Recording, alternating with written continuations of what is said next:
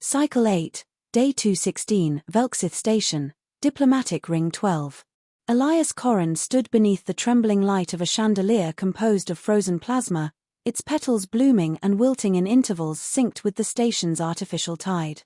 Every shadow in the banquet hall whispered secrets, and every diplomat within earshot pretended they heard none. The air was a perfume of agendas.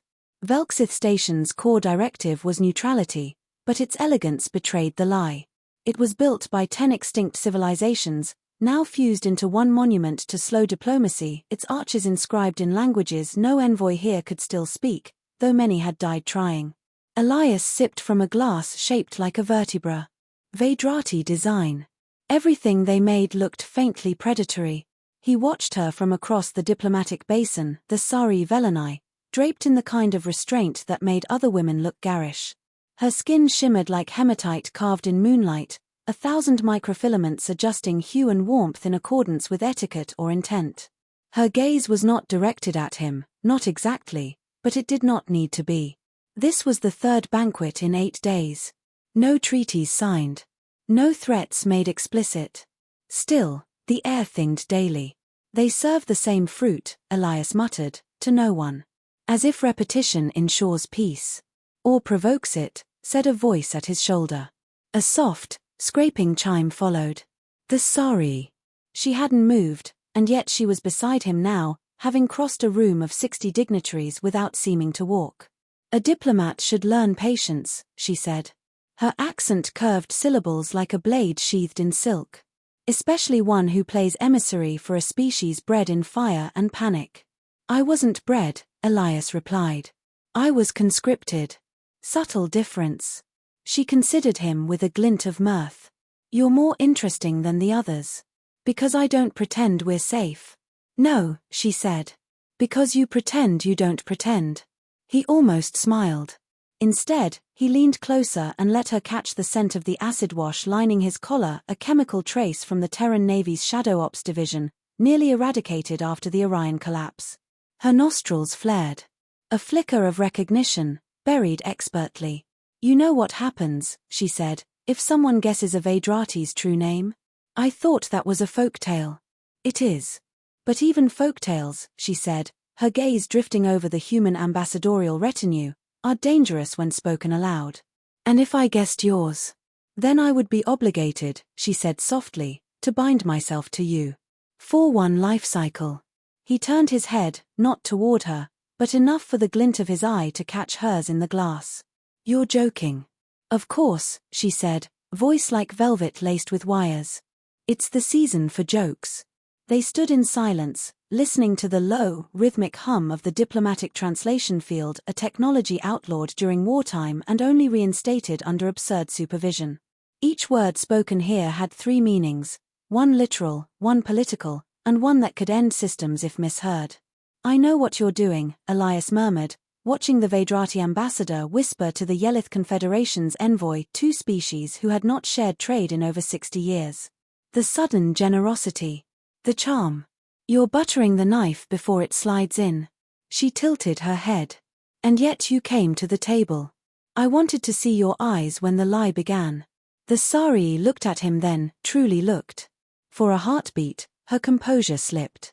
You already know something, she said, not quite a question. I know the accord expires in 29 days. I know a clause no one talks about was signed in invisible ink. I know Veydrathi Engineering has resumed testing on cloaked object arrays, banned under that clause.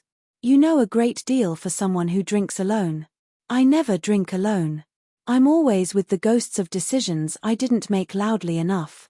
The Sari studied him. You regret peace. I regret the means we chose to keep it. Her fingers brushed the rim of her chalice. Veydrathi glasses rang in harmonic frequencies. Hers sang a note just under audibility.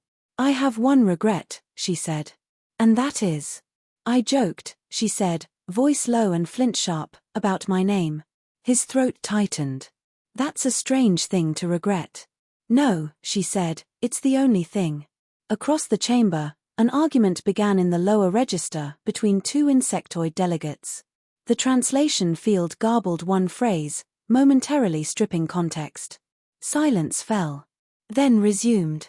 But a fracture remained in the room's cohesion. Elias straightened his spine by half an inch. Military instinct.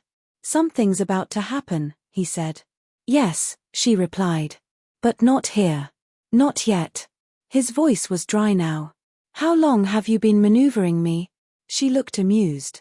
I don't maneuver. I offer. You move. He turned to face her fully. Then let's stop offering. For now. For now. Her expression was unreadable save for the faint, unmistakable pulse of her second heart, visible just below the clavicle. A gesture of Veydrathi emotional vulnerability, unintentional. I look forward, she said, to hearing what name you guess. I don't guess, he said. Then, she asked. I deduce. Her chalice sang a different note. Somewhere beneath Velksith Station, an unauthorized dock request triggered an internal alarm. It was silenced within 0.2 seconds. No one in the banquet hall noticed except for one human, one Veydrathi, and a spiderling trade envoy who began to silently shed his outer carapace in anxiety. War, like love, did not announce itself in thunder. It began in whispers. In jokes. In names spoken too clearly. Velksith Station, Subsector Gamma, Restricted Transit Shaft 4A. The service corridor reeked faintly of ionized metal and stress sweat. Dim strips of auxiliary light pulsed above Elias Corrin's head as he moved along the narrow transit shaft, the diplomatic robes stripped from his frame and stowed in a maintenance locker behind him. He moved now in shadow-gray composite standard issue for off-record navigators, obsolete in most sectors. But Velksith Station respected obsolescence. It could not be manipulated. He passed no other figures. The route had been sterilized, quietly and without formal clearance. Someone wanted him unobserved. He knew who. At the far end of the shaft, a sealed access point hummed low with biometric resistance. No alarms. No questions. Only a black oval the size of a thumbprint waiting in silence. He pressed the inside of his wrist to the port. Beneath the skin, something ancient pulsed, an embedded identifier from a mission erased from records, implanted at a time when even ghosts wore names. The door opened with no ceremony. Behind it, a chamber lined with shielding plates and audio cancellation nodes. It looked like a shrine to classified sins.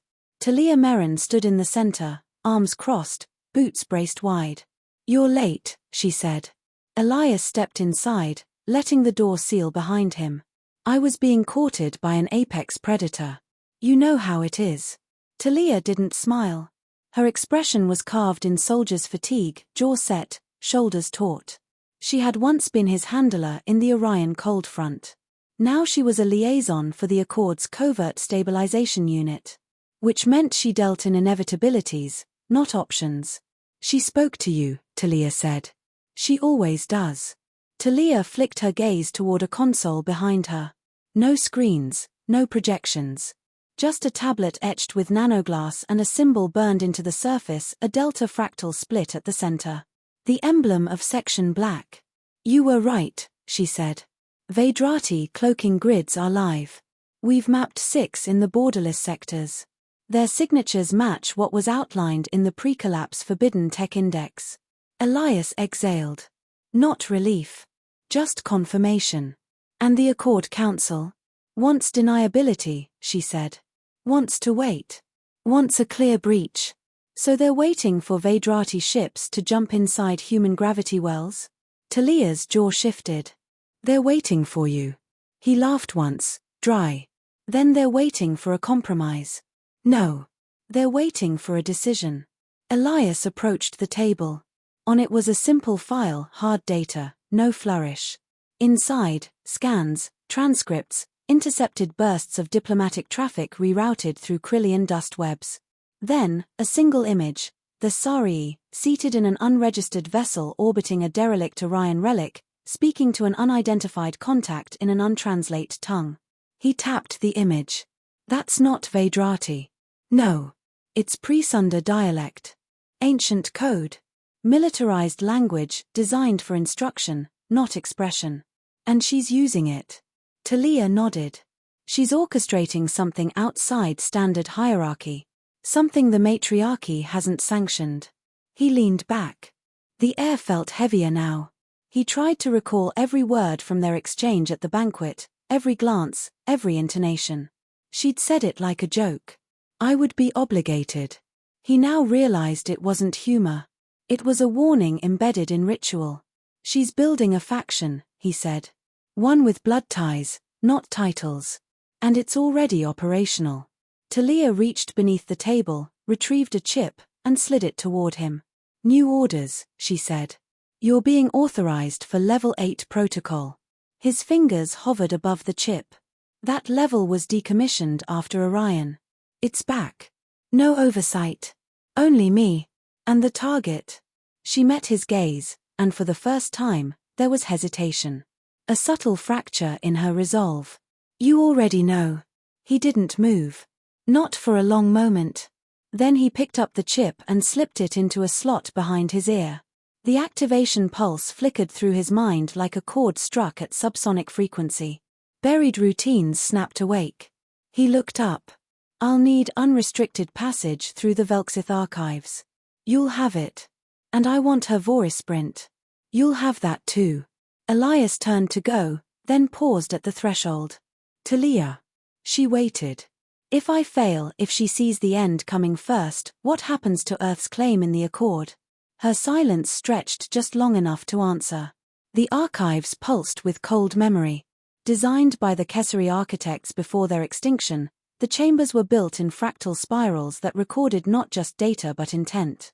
Elias walked through the hush of a civilization's dying breath, past whispering consoles and neural imprints left by species long assimilated or dissolved. He requested no escort. He didn't need one. In Section 9, he found what he came for. A file buried under myth and classification, accessed only by reciting a phrase recorded in the first months of the Orion Pact, the fire remembers. The system responded. The chamber dimmed. A holograph bloomed, Veydrathi genetic trees mapped beside linguistic matrices. One name kept repeating, a name rendered not in alphabet, but in harmonic keys. He didn't speak it aloud. He didn't dare. But he understood it now. Not just the name, but what it meant in pre-Sunder code. The phrase echoed not identity, but allegiance. The name she bore was not a title, it was a command. Bind when spoken. A knife with no hilt. Elias closed the file and stood for a moment in the flickering dark, the pulse of the archives ticking down around him. She hadn't joked. She had offered. Which meant, in Veydrathi custom, she had made herself vulnerable not as a trap, but as a test. He had not passed it. Yet. Back in his quarters, Elias stripped to his underlayer and sat on the edge of the cot, staring at nothing. He replayed her expression in the banquet hall, the sliver of something beneath the mask. Not love. Not manipulation. Recognition. The Sarii knew he would find the name. She had counted on it. Wanted it. But why? He rose, crossed to the comms console, and encrypted a private transmission. The code was obsolete, broken by 3 factions. He sent it anyway. It was for her, not them. 3 words. Spoken in human tongue, but rendered in harmonic signature. Not a guess. A choice. The reply came 4 minutes later. Not words. Not a map. Just a set of coordinates and one symbol. A blade, wrapped in flame. The same symbol carved into the chip behind his ear. Velksith Station, Observation Ring, Council Pre-Adjunct Chamber. Light streamed in thin, controlled beams through polarized viewports, slicing the chamber into angled planes. The stars beyond flickered dimly, diffused by the radiation veil spun around Keltrin's end. From this vantage, the red giant resembled a slowly bleeding wound.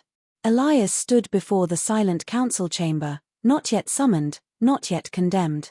The floor beneath him was made of transparent synthglass, deliberately disorienting an architectural statement. One step wrong, and it felt like falling. In the gallery above, representatives of 9 surviving Accord species watched in filtered silence. Their presence was unofficial. Their judgment, irreversible. He adjusted the collar of his field blacks, now reissued with council insignia but stripped of any factional identifier. Not Terran Navy. Not a cord intelligence. Just a blank man in a room where allegiances were written in glances and erased in breath. He hadn't slept. He hadn't needed to. Level 8 clearance did more than authorize elimination protocols, it gave access to certain biochemical augmentations. No dreams. No fatigue. No mercy. The chamber hissed, announcing the arrival of the adjunct chair. Senator Nyvork, human in birth certificate only, moved like a dossier walking. His skin bore the faint sheen of medgene reconditioning, his hair a calculated shade of grey meant to imply experience. He carried no datapad. Everything he needed was already memorized. You accessed the pre-Sunda lexicon, Nyvork said. No greeting. Without secondary confirmation. It wasn't needed.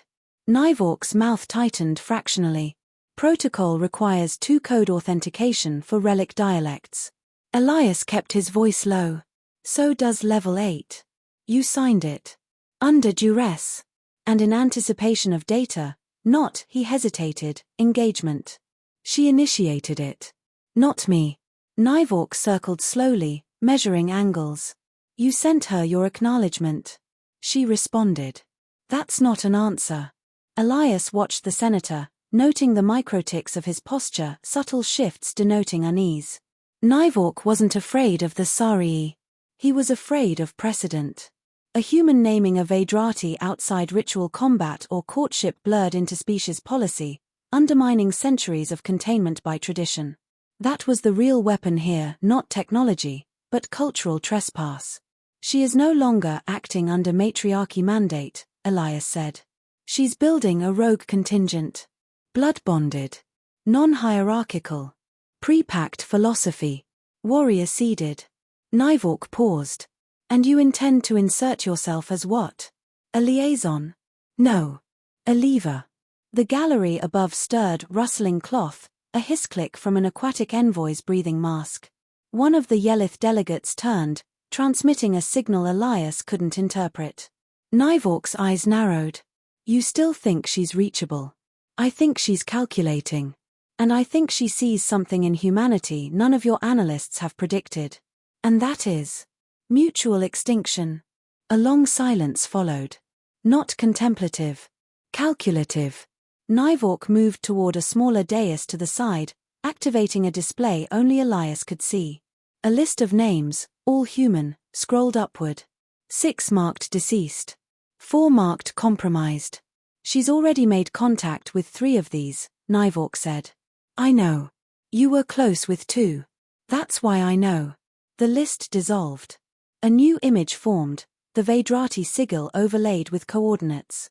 The same location the Sarii had sent. A dead orbit in fringe space. No resources. No historical value. But optimal for one thing, cloaked assembly. She wants you to come alone, Nyvork said. She always did. Nyvork closed the display. This meeting doesn't exist. Your clearance will self-terminate after 1 cycle. If you fail, I won't. We deny you. Elias raised his chin, just enough. Then we both understand each other. In transit, the ship assigned to him bore no name. A sterile wedge of propulsion and silence, fitted with first-gen stealth tech and second-gen plausibility deniability. He sat in the pilot's cradle, watching the stars through unfiltered glass. No AI assistant. No support vessel. He was the weapon. And the offer. He thought of her not in image, but in implications. She had moved outside her people's ancient bureaucracy, abandoning all ceremonial entitlements. That wasn't rebellion. It was evolution. But her direction remained unclear. And in the space between intent and consequence, civilizations burned. Bind when spoken. Elias replayed the phrase again, this time backwards, then inverted through the harmonic codec. No message hidden. Just structure. Precision. A name that functioned like a switchblade, silent until activated, irreversible once opened. The coordinates neared. The orbital relic was smaller than expected. A fractured shell of a generation station, built by a long-forgotten species and repurposed at least twice. No defense grid. No beacon. It hung in space like a relic of unfinished grief. He docked manually. No welcome signal. Just an open hatch. Inside, the corridors were lit by low-spectrum pulses, timed with Veydrathi heartbeat intervals. The design was disorienting, hallways at non-Euclidean angles, gravity pulling inconsistently, as though unsure whether to assist or trap. She waited in the core chamber. The Sarii stood alone, her ceremonial regalia abandoned. She wore zero-rig tactical mesh, her skin bare at the clavicle, the second heart visible again. It beat steadily. "You came," she said. "You invited me." She stepped forward, not close, but not cautious. "You were followed." By silence. She watched him, measuring. "I expected hesitation," she said. "I've had enough of that." She gestured to the wall. A display shimmered to life: maps, signals, deployment routes. Veydrathi ships. But not matriarchy-flagged. These bore no insignia. "They're already moving," she said. "In 6 cycles, they'll stage a silent seizure of 6 trade corridors. No weapons. Just presence. Enough to fracture the Accord's center. You're moving without blood. For now. Why tell me? Because I need you to witness it. And because I want to know which side you'll choose when there's no center left." He didn't answer. She came closer. "When you said my name," she said quietly, "you didn't ask what it meant for you." "I knew." She tilted her head. "Then you understand this isn't seduction. It's surrender. On both sides." The ship vibrated faintly, an incoming pulse. He checked his wrist. A message. One word, blinking. "Revoked." The Sarii read the reaction in his eyes. "You're cut loose." He nodded once. "And you?" "I was never bound." They stood in silence. Not as adversaries, not yet as allies. Just as 2 beings at the center of a spiral tightening around systems too old to know change. "What happens next?" he asked. She reached for his hand, not gently, not tenderly, just firmly. "We write the future," she said. "In blood or in fire. But not in lies." Outer orbit, neutral fringe sector Theta 9. The stars here did not flicker. They hung static, pinned against the black in unnatural stillness. This quadrant, untouched by trade routes or sovereign claims, existed outside the gravitational diplomacy that defined known space. It was not mapped. It was not watched. And now it was a fulcrum. Elias Corrin stood on the edge of the command deck, the ship hollow behind him, its systems running on passive threads. The rendezvous point loomed beyond the viewport, 6 vessels, unmarked and unaligned, assembling in silence.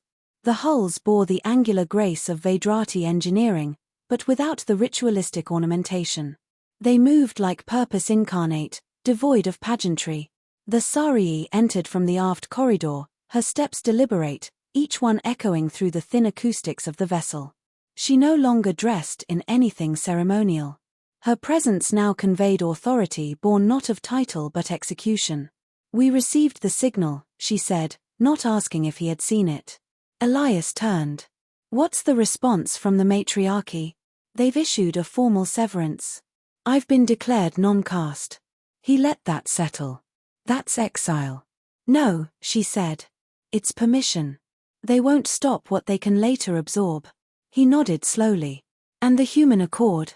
"Fragmenting. The Yelith have withdrawn trade. 2 Terran colonies reported communication blackouts. Nivork sent one final order, then disappeared from the transmission grid. No one's pretending the accord holds." Elias walked to the central console and activated the internal field. A slow rotation of data unfolded around them: ship trajectories, predictive conflict modeling, diplomatic residue mapping. It all coalesced into a single truth. Balance had ended. "What happens now?" Elias asked. "Isn't preservation." "No," the Sarii said. "It's succession." He turned, reading her eyes. "You want me as witness. But this is more than a shift in control. You're rewriting the order of how species govern peace." "We've tried hierarchy," she replied. "We've tried council. All it yielded was a world where conflict was outsourced, hidden beneath accords and cloaked fleets. This will be honest. No proxies. No shadows. It won't be clean." "No," she agreed. It will be clear. He crossed to her, proximity close enough that the atmospheric buffer flickered between their bodies. I spoke your name, he said. I understood what it meant. But I didn't understand what you were building until now. The Sari's gaze didn't soften. This isn't a union. It's a convergence. You and I, human and Veydrathi, we were born in opposition. This moment isn't the erasure of that tension. It's its culmination. And the fleets? They wait, she said. But not for orders. He absorbed that. The command structure wasn't vertical. She had built a network of autonomous cells, bound not by hierarchy but belief. Each ship a sovereign will, synchronized through shared conviction. Dangerous. Resilient. Revolutionary. He looked down at the console, at the silent fleets hanging beyond view, at the fracture lines spreading across the Accord's diplomatic mesh. He saw war approaching not as an event, but a condition. What do you need from me now? He asked. The Sari tilted her head. Validation. He frowned. From the Accord? From history. She activated a secondary projection, recordings of human outposts collapsing under resource debt, of Veydrathi splinter clans seizing control of borderless sectors, of failed arbitrations dressed as resolutions. She showed him a galaxy pretending at equilibrium while hemorrhaging structure. Speak to them, she said. Who? Everyone. Elias stared at her. You want me to announce this coup as a coalition? No. I want you to end the illusion of control. Name the truth. Give it shape. People don't fear change, they fear without definition. Be the voice that names what comes next. He stood silent. Then walked to the terminal, activated a broadcast pulse, and began encrypting a multidirectional burst. Frequencies, he asked. Unfiltered. Let them all hear. The system chimed. Live in 30 seconds. The Sari stepped back. Elias exhaled once. Broadcast initiated. This is Elias Corran, formerly of the Accord, once agent of stability, now witness to what follows. There will be no formal declaration. No war writ in protocol. What you will see instead is clarity, expanding across voids once claimed by fractured treaties and inherited delusions. There are vessels in motion now that do not carry flags. They do not serve empires. They do not wait for permission. They move because they believe the galaxy must outgrow containment. Do not misunderstand this. Peace was not lost. It was never built. It was constructed like scaffolding over decay. We have chosen to step beyond it. Some will call this insurrection. Others will call it war.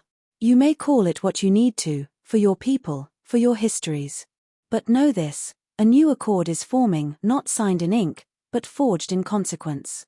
I speak her name now not as claim, but as acknowledgement. The Sari Velanai, first of the post-caste sovereigns, has begun a movement that will not negotiate its right to exist.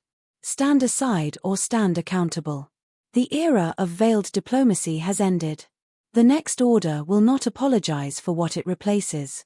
Transmission ended. The Sari was silent as the system powered down. No celebration. No relief. Only the hum of inevitability. It's done, Elias said. No, she replied. It's begun. A ripple passed through the fleet. Not in formation, these ships did not march, but in orientation. Subtle shifts toward strategic loci, refinery nodes, forgotten posts, interspecies stations that once served nothing but delay. Not conquest. Consolidation. Will they follow? Elias asked. They already have, the Sari said. Now we'll see who resists. And why? He stepped beside her. This movement, will it still bind to your name? No, she said. It no longer needs a name. Outside, the stars resumed their ancient, silent watching. The galaxy didn't shift. It had already tilted, long before today. Elias had simply named the angle. In time, they would call it rebellion. Later, perhaps, realignment. But here, at the moment of divergence, it was only one thing. Undeniable.